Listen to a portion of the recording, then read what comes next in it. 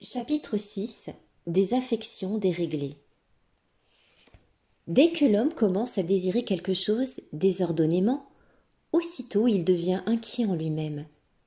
Le superbe et l'avare n'ont jamais de repos, mais le pauvre et l'humble d'esprit vivent dans l'abondance de la paix.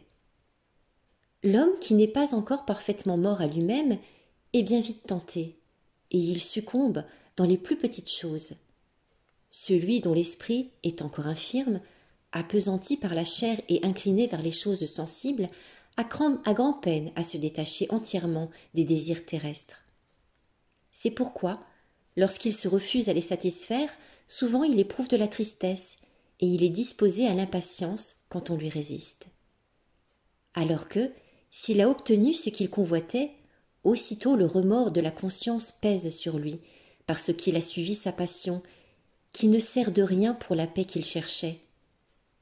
C'est en résistant aux passions, et non en leur cédant, qu'on trouve la véritable paix du cœur. Point de paix donc dans le cœur de l'homme charnel, de l'homme livré aux choses extérieures. La paix est le partage de l'homme fervent et spirituel.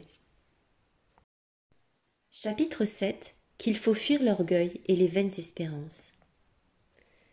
Insensé celui qui met son espérance dans les hommes ou dans quelque créature que ce soit. N'ayez point de honte de servir les autres et de paraître pauvre en ce monde pour l'amour de Jésus-Christ. Ne vous appuyez point sur vous-même et ne vous reposez que sur Dieu seul. Faites ce qui est en vous et Dieu secondera votre bonne volonté. Ne vous confiez point en votre science, ni dans l'habileté d'aucune créature, mais plutôt dans la grâce de Dieu qui aide les humbles et qui humilie les présomptueux. Ne vous glorifiez point dans les richesses que vous pouvez avoir, ni dans la puissance de vos amis, mais en Dieu, qui donne tout, et qui, par-dessus tout, désire encore se donner lui-même.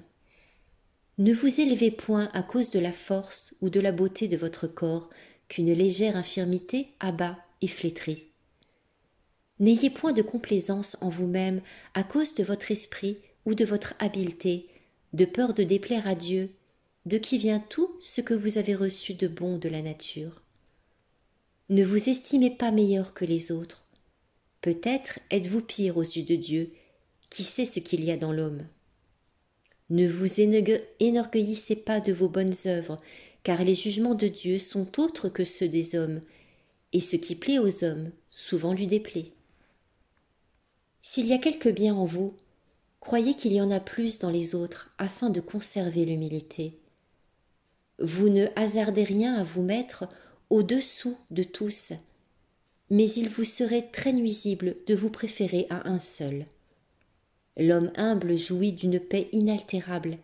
La colère et l'envie troublent le cœur du superbe. Chapitre 8. Évitez la trop grande familiarité.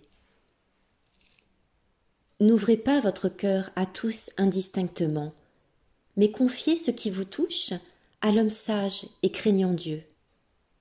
Ayez peu de commerce avec les jeunes gens et les personnes du monde. Ne flattez point les riches, et ne désirez point de paraître devant les grands. Recherchez les humbles, les simples, les personnes de piété et de bonnes mœurs, et ne vous entretenez que de choses édifiantes. N'ayez de familiarité avec aucune femme, mais recommandez à Dieu toutes celles qui sont vertueuses. Ne souhaitez d'être familier qu'avec Dieu et les anges, et évitez d'être connu des hommes. Il faut avoir de la charité pour tout le monde, mais la familiarité ne convient point. Il arrive que, sans la connaître, on estime une personne sur sa bonne réputation, mais, en se montrant, elle détruit l'opinion qu'on avait d'elle. Nous nous imaginons quelquefois plaire aux autres par nos assiduités, et c'est plutôt alors que nous commençons à leur déplaire par les défauts qu'ils découvrent en nous. Chapitre 9. De l'obéissance et du renoncement à son propre sens. C'est quelque chose de bien grand que de vivre sous un supérieur dans l'obéissance et de ne pas dépendre de soi-même. Il est beaucoup plus sûr d'obéir que de commander. Quelques-uns obéissent plutôt par nécessité que par amour, et ceux-là, toujours souffrants, sont portés au murmure. Jamais ils ne posséderont la liberté d'esprit, à moins qu'ils ne se soumettent de tout leur cœur à cause de Dieu. Allez où vous voudrez, vous ne trouverez de repos que dans une humble soumission à la conduite d'un supérieur. Plusieurs, s'imaginant qu'ils seraient meilleurs en d'autres lieux, ont été trompés par cette idée de changement. Il est vrai que chacun aime à suivre son propre sens et a plus d'inclination pour ceux qui pensent comme lui. Mais si Dieu est au milieu de nous, il est quelquefois nécessaire de renoncer à notre sentiment pour le bien de la paix. Quel est l'homme si éclairé qu'il sache tout parfaitement? Ne vous fiez donc pas trop à votre sentiment, mais écoutez aussi volontiers celui des autres. Si votre sentiment est bon, et qu'à cause de Dieu vous l'abandonniez pour en suivre un autre, vous en retiriez beaucoup d'avantages. J'ai souvent ouï dire qu'il est plus sûr d'écouter et de recevoir un conseil que de le donner. Car il peut arriver que le sentiment de chacun soit bon, mais ne vouloir pas céder aux autres, lorsque l'occasion ou la raison le demande, c'est la marque d'un esprit superbe et opiniâtre. Chapitre 10. Qu'il faut éviter les entretiens inutiles. Évitez autant que vous pourrez le tumulte du monde, car il y a du danger à s'entretenir des choses du siècle, même avec une intention pure. Bientôt la vanité souille l'âme et la captive. Je voudrais souvent m'être tue, et ne m'être point trouvée avec les hommes. D'où vient que nous aimions tant à parler et à converser lorsque si rarement il arrive que nous rentrions dans le silence avec une conscience qui ne soit point blessée? C'est que nous cherchons dans ces entretiens une consolation mutuelle et un soulagement pour notre cœur fatigué de pensées contradictoires. Nous nous plaisons à parler, à occuper notre esprit de ce que nous aimons, de ce que nous souhaitons, de ce qui contrarie nos désirs. Mais souvent, hélas, bien vainement, car cette consolation extérieure n'est pas un médiocre obstacle à la consolation que Dieu donne intérieurement. Il faut donc veiller et prier, afin que le temps ne se passe pas sans fruit.